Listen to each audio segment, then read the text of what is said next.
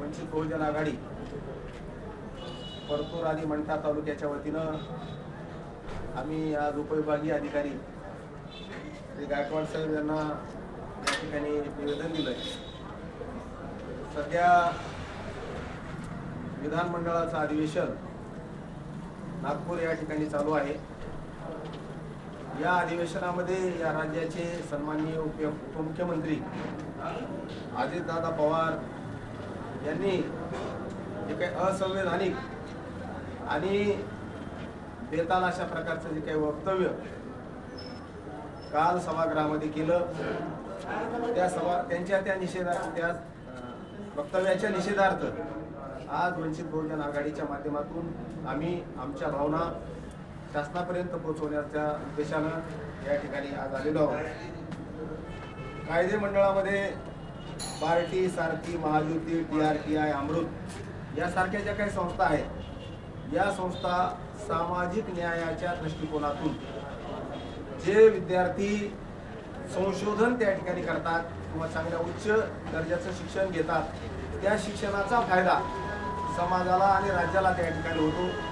अशा ज्या लाभार्थ्यांना किंवा असे जे काही विद्यार्थी आहेत ज्यांना खऱ्या अर्थानं शासन तरतुदीनुसार त्या ठिकाणी मदत मिळते, तर ही मदत शिक्षणासाठी मिळते, परंतु आपल्या राज्याचे उपमुख्यमंत्री यांनी जे काही वक्तव्य केलं 42-45 हजारासाठी हे पैसे मिळतात म्हणून एकाच घरातले विद्यार्थी त्या ठिकाणी 5-5, 6-6 विद्यार्थी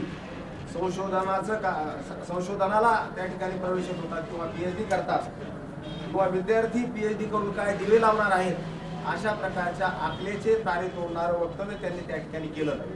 निश्चितपणानं घटनात्मक ज्या काही संस्था आहेत, पार्टी असेल, सारथी असेल, महायुती असेल, TRT असेल किंवा अमृत असेल, ज्या तळागाळातले गोरगरीब वंचित पीडित समाजातल्या विद्यार्थ्यांना पुढे आणण्याच्या दृष्टिकोनातून ही तरतूद आहे, अशा प्रकारचं हे वक्तव्य करणं या माणसाला त्या ठिकाणी शोभत नाही। ही यांची पद्धत आहे। याच्या अगोदर सुद्धा धरणात पाणी नाही मग मी काय, अशा पद्धतीचं हे वक्तव्य या माणसाचं याच्या अगोदर महाराष्ट्रानं त्या ठिकाणी अनुभवलेलं आहे आणि यांना खऱ्या अर्थानं अशा पद्धतीनं बोलणं हे शोभत नाही। 5-5 विद्यार्थी एका घरातले जर संशोधक होत असतील, हे जर तुम्हाला चालत नसेल आणि त्याचा जर तुमच्या तिजोरीवर ताण येत असेल, तर एका घरातले 5-5 आमदार, खासदार ते कसे चालतात? त्यांचं त्या ठिकाणचा त्यांच्यावर होणारा खर्च किंवा त्यांच्यावर होणारा जो काही निधी आहे तो काही त्यांच्या घरातल्या तुरी ज्वारी विकून थोडं त्या ठिकाणी चालवतात।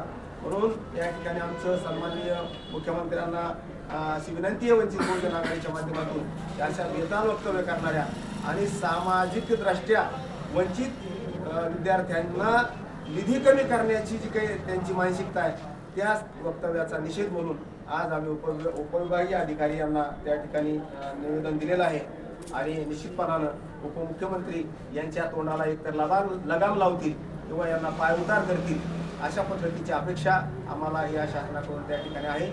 निश्चितपणानं असं त्या करणं अपेक्षित आहे। या जनतेच्या भावना आहेत। जनतेच्या कालच्या त्या वक्तव्यामुळं जनतेमध्ये त्यांच्या या सरकारविषयी तीव्र नापसंती आहे आणि या गोष्टीचा विचार करून शासनानं त्यांच्यावर तीव्र कारवाई करावी, कठोर कारवाई करावी, ही आमची अपेक्षा